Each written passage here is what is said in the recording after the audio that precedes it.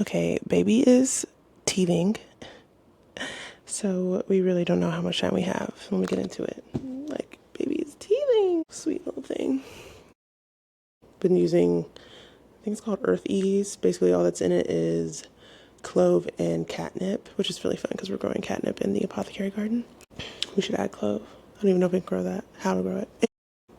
Focus, Aisha. I am not caffeinated. I do want some hojicha though.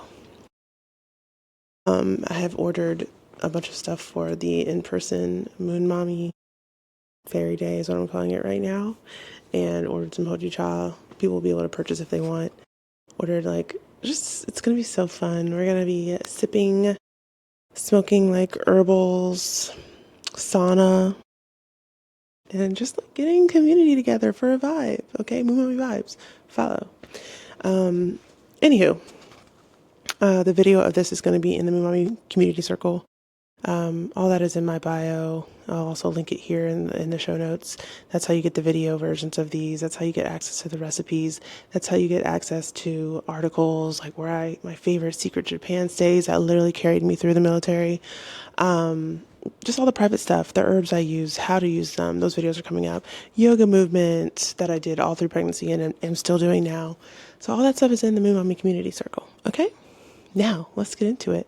I was just listening to the recording from this month that we're going back to, and it's really cool because this was the start of, and I'll let you guys actually listen to it right now. Justin planned a surprise baby moon.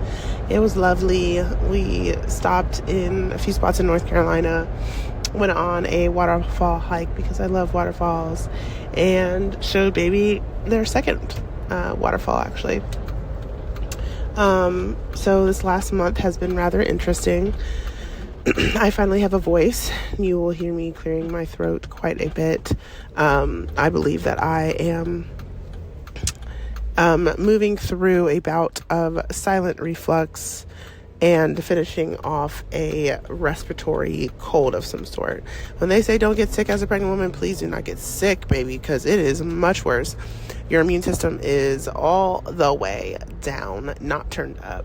So what lasted for like 2 or 3 days for my family has been 2 weeks for me. Started as just like a little cold, a fever,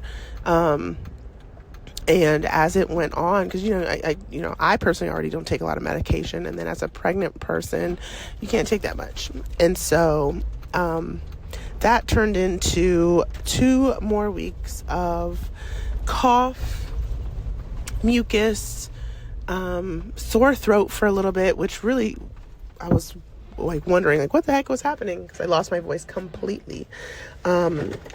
I started not being able to lay down flat, and obviously this is the start of the 3rd trimester, so couldn't figure out specifically what was going on.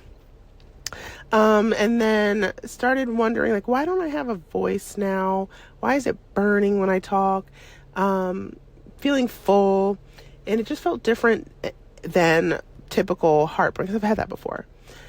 Looked up a lot of different my ailments and did some digging and found that I believe I had silent reflux because Tums was working. And because I thought I had a cold before, I was using menthol, I was drinking Robitussin, TM specifically, and pretty much drying out my passages. And that's exactly the opposite of what I need to do. And so once I switched and started eating smaller meals, drinking alkaline water specifically, I didn't have to use Tums as much, and just sitting up before going to sleep, that has helped quite a bit. Now sometimes depending on what I eat, I can still feel a little bubbling in my throat. Oh, that was another thing. I felt like there was something stuck in the back of my throat. And so I'm now like 3 weeks from the start of that cold, feeling so much better. I have my voice back, still feels and sounds a little raspy, but I'm so happy and I feel so much better. Baby has a spot that they like to sit in right under my diaphragm and right under my stomach, and that also has made it really hard sometimes to feel comfortable and let alone eat. But just like about an hour ago, left my midwife appointment. It was awesome, amazing. Second one that I've had. And, we just talked about, the process. And she's just really good about slipping in her questions, and it just feels like a conversation with a friend. And like for example, she told me that you have 3 times to ask her to the hospital, third time you're going. So, because I'm having a home birth. You guys will learn this once I share all this information. And I have an all-black team, all-black midwife and a doula that I have since met as well. She's amazing. Her name's Whitney. She's actually starting to be a midwife soon. So yeah, it's just been really great. Today I have gained 15 pounds since the start of pregnancy, which is really good. I'm still moving in yoga, still teaching yoga. I teach tomorrow. Obviously modifying a lot of positions, and yeah, really, really building community and just solidifying my experience, my postpartum experience, and the team that I want and have around me for that time off. So I feel like I want to have a nesting party where I'm making soups and teas and things for postpartum. Filled out my registry, sending invites for the baby shower. Yeah, so it's just been a time, still slowing down, working 1 day a week at this point, still feels good. Yeah, so that's the update. All right, so you heard in that recording, it was the start of my 3rd trimester. Justin took me to the mountains for a baby moon, and we just did a nice little waterfall hike. I loved it. I'm really simple, just a weekend. I'm really simple, and like, don't get it twisted, I love a good luxury trip. But I feel like I had, and not to say I won't do that and again, and we don't do that, but we're just in a different season right now. I had my Eat, Pray, Love moment. All the 5-star hotels. Like, I literally stayed in every single Ritz in Japan. I'll share some of that experience in the community circle because it was during COVID. So I kept it like pretty near and dear to my chest because it was just so beautiful. But yeah, I love a luxury moment, but this just wasn't that. A lot of my pregnancy was spent like just focusing on what was real, what was really important, and that was preparing for this baby safely to arrive, and did that. So, not to say you can't do that, but this is what I did. Okay, let's see. And it was the second waterfall baby had seen because I'd taken baby to another one. Yeah, the cold, y'all. Like I said in the recording, it started off as a 2-3 days max for my family. For me, the month, it just, ooh, and like having to figure out if it was heartburn or silent reflux. I had heartburn before.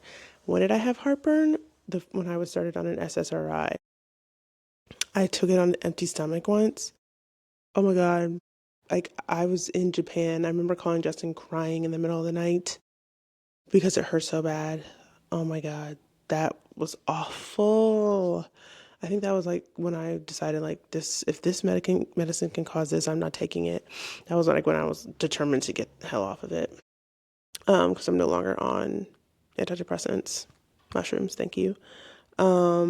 Which maybe we talk about it now, maybe we don't. Postpartum mushroom usage, intrapartum, or carrying in mushrooms. Who knows? That'll definitely be in the community though, so you have to tune in to hear that.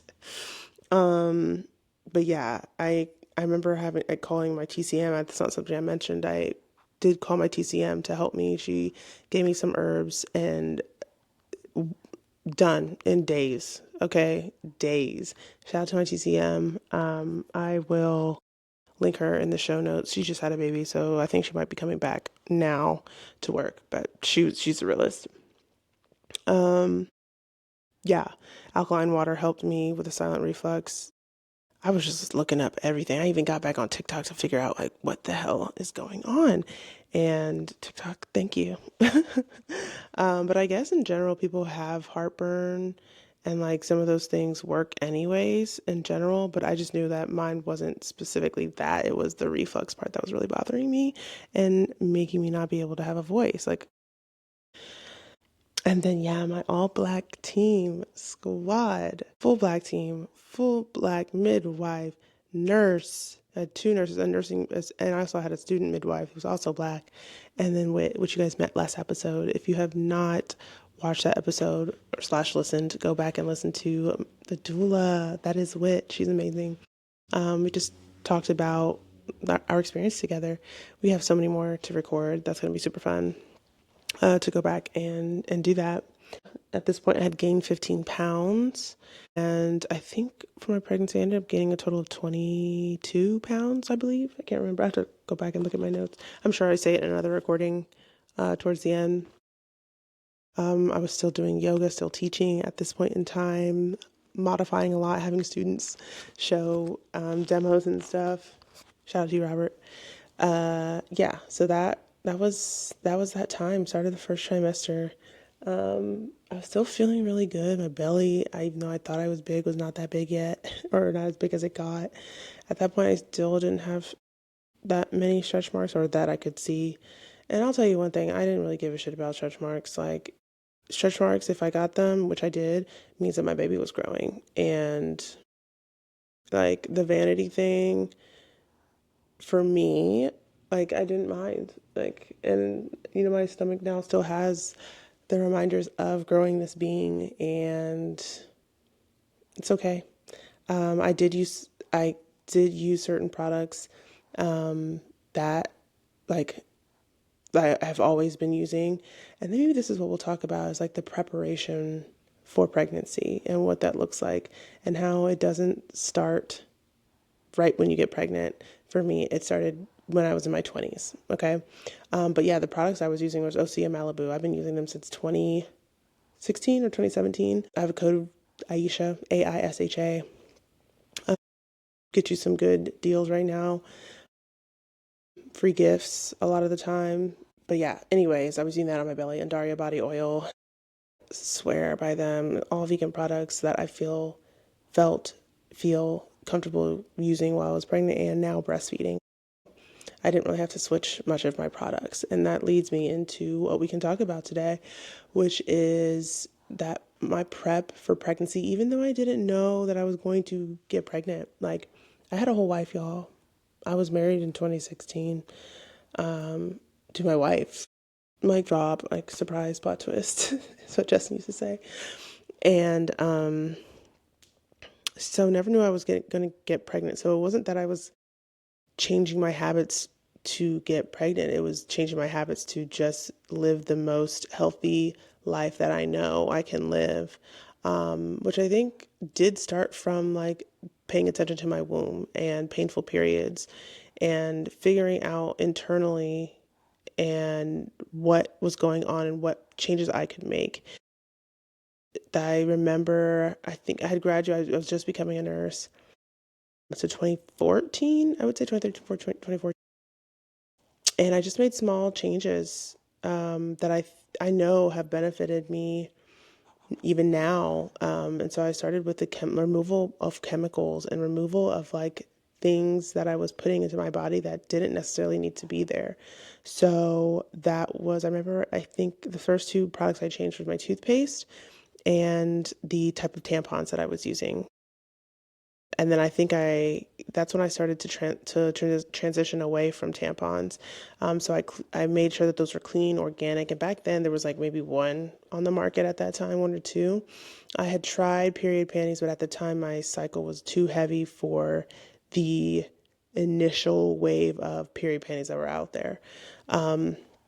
And so it was too heavy, couldn't use those. So did still have to couldn't like free bleed into period panties, which I do now and absolutely love it ever since I got my cycle together.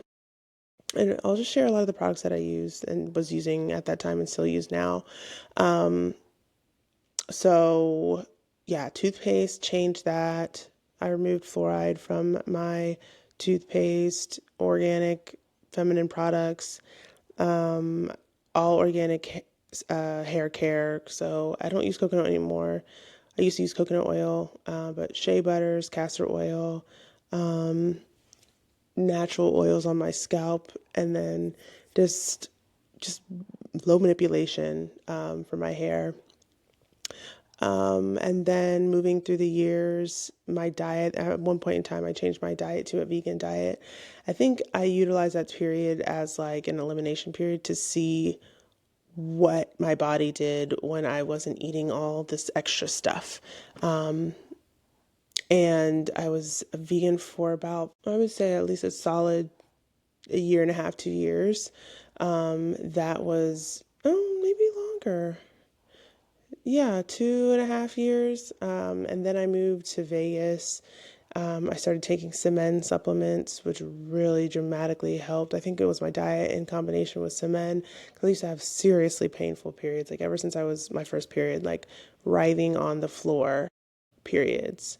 And then just after all these shifts, my period became regular because I remember one time I had a 2 week period, and I think I was in college at the time, and like that scared me.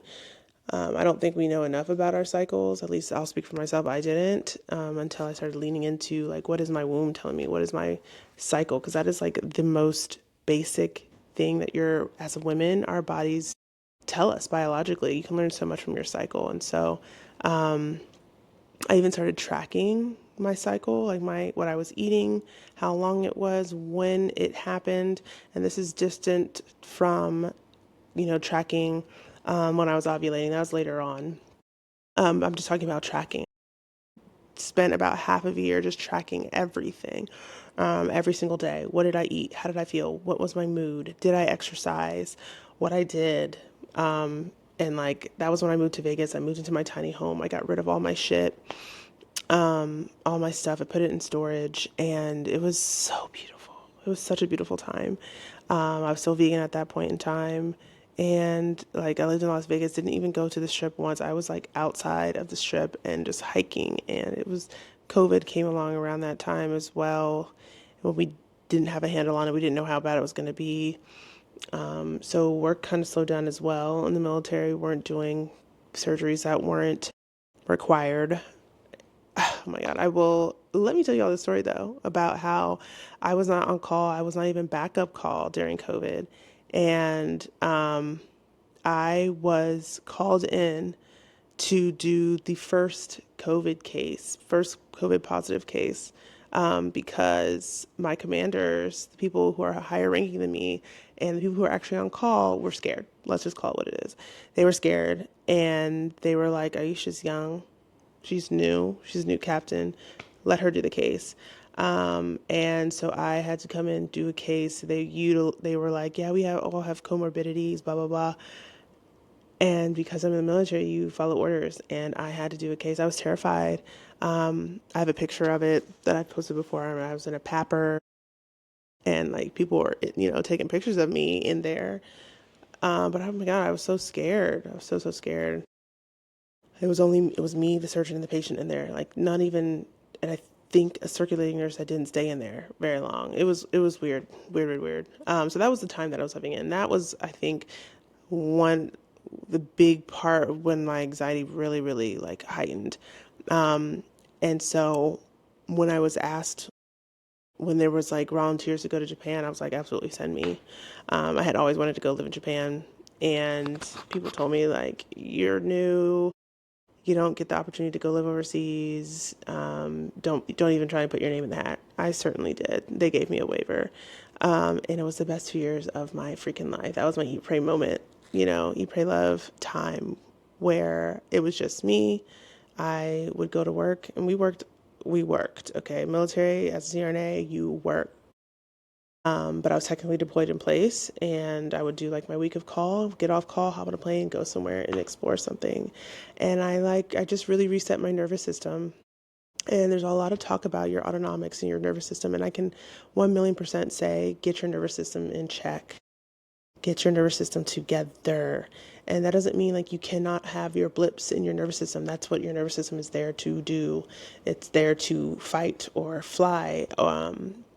But it's also there to relax. And I think a lot of us women, especially us high achieving women, our nervous systems are wrecked. They're beyond up, they're wrecked. We are constantly, especially in the United States, constantly on guard. It's hard to even feel safe walking down the street. And then you're bombarded with ads, you're bombarded with guns, and you're bombarded with try this, paint your nails this, dye your hair this, go get Botox, blah, blah, blah, blah, blah. Get your nervous system in check, get your anxiety together. because this comes with anxiety already. Like I was very anxious ridden in the beginning, like just making sure baby was okay. Actually, throughout the whole pregnancy, and I think it's very normal. But if you don't have practices, and Whit talked about this in the previous episode, if you don't have practices to, bring you, you know, even kill, you're, I can see how this time period gets to be out of control. Yeah, so did a lot of work on myself. And over time, my womb again told me what I need to know. I was extremely regular, like a clock. My cycle was regular. It wasn't overly painful. I wasn't popping ibuprofen like Skittles. Like Mike died, so here we are. We're gonna finish it up this way. Yeah, so wasn't popping ibuprofen like Skittles, which is really bad for you. But that's how you would survive back in the day. Like I said, it was regular, not heavy. I could use, I could free bleed in period panties now at that time. And then I met my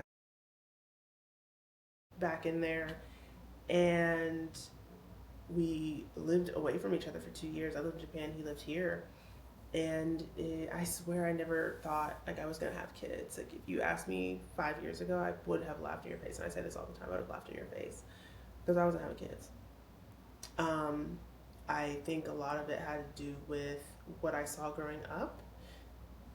Love my parents, love my dad, and love my mom, but he wasn't the most involved, and my mom did a lot of it, a lot of heavy lifting. He was there, he was around, but he was not involved. He did what my mom told him to do, and I didn't want that experience. I didn't want to have a partner or a husband and be a single mother. And I know that is the case for a lot of people, and it's sad. It's not the way that we are meant to create families, and I didn't want that, so I kind of swore it off. And then I meet Justin, and I see how he is with his kids, and being with the kids, and those are my babies now too. Um, it changed my life. It changed my mind. It felt so safe to explore the possibility, to think about it. And then, I started wanting that, which was really, I had to come to terms with that. That was kind of scary and weird, um, but like very welcomed. And I was happy about it. And so that is, at that point, is when I started tracking ovulation and tracking my cycle and when and my basal body temperatures. This is like major key, y'all, because you can learn about your hormones. Like the Chinese had this shit down pat, y'all. Like we can have all the testing, we have IVF, we have all of that. Totally get it. You can learn so much from just your temperature, ovulation, and like just paying fucking attention to your like what you feel. Is your back hurt? Do you have cramps? When? How? When do they start? 2 days before, 2 days after? Um, and you can take them to your TCM or your acupuncturist if they're both, and like work on it that way. So, anywho, started tracking my temp, natural cycles. I don't know if I'll put all the codes that I used to have. I used to have a code with natural cycles because if you can see the trend here, I like to work with companies that I actually utilize. Unless it's food, like, and you send me some food to try, like, I'll work with you. Organic and healthy and all that stuff. But yeah, and so natural cycles, I had a code for 20% off. I still have the app on my phone. But I'll put the code and hopefully it still works. Maybe I'll reach out to them before this airs and see if I can get the code working. And so you can input all of that and it creates a graph for you. And you can take that graph and you can look at inflections and deflections and see like those things mean different things, like different hormones, progesterone's high, low, whatever. So I did that when I was thinking about like, okay, yeah, I really wanted to have a baby. And we tried for about a year exactly. And me being 30, low 30s, technically not geriatric, not geriatric pregnancy. Um, they say try for a year, and if that does not work, you go to the doctors. And so I had started that process, went to the doctor, and I was like, is what's happening? You can become very obsessive over numbers and metrics and things, especially as a nurse. And I I remember like I stopped tracking at one point. I was like, let's take a break. Let me relax. We did an HSG. Everything checked out and looked good. Once I stopped testing and relaxed and was just like, whatever's gonna happen, it's gonna happen. We had talked about like, are we gonna do IVF? Are we gonna do this? And we had come to our decision about what we would do if. But we just put it all down on the table, and we had a beautiful party here, a winter solstice party where, not solstice, but for the winter, we like seasonal like gatherings. We just like to bring community here, and we did that, and that's when we got pregnant. So I am sharing all that to say, preparation. If maybe you're young and you still don't know if you want to ever have kids, and you're like, hell no, still prepare your body to be healthy.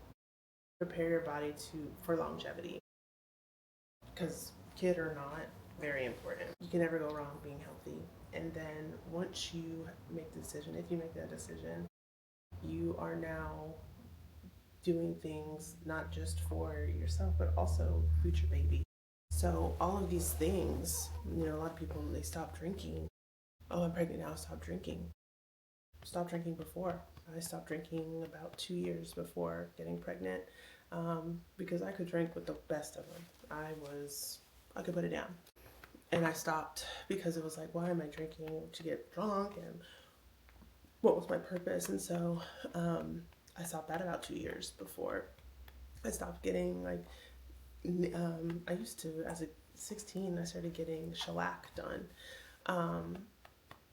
And was doing that weekly for, I think until I was maybe 17. Was doing that a lot. And I think, what year was it? Grad school, I kind of stopped all the way together. One money too, it was like, what are these chemicals in my nail beds, and pushing back your cuticles. So I stopped doing that, stopped drinking. I added meat back, just not to skip around, but just thinking about all the things. I added meat back in when I lived in Japan, and that actually changed everything.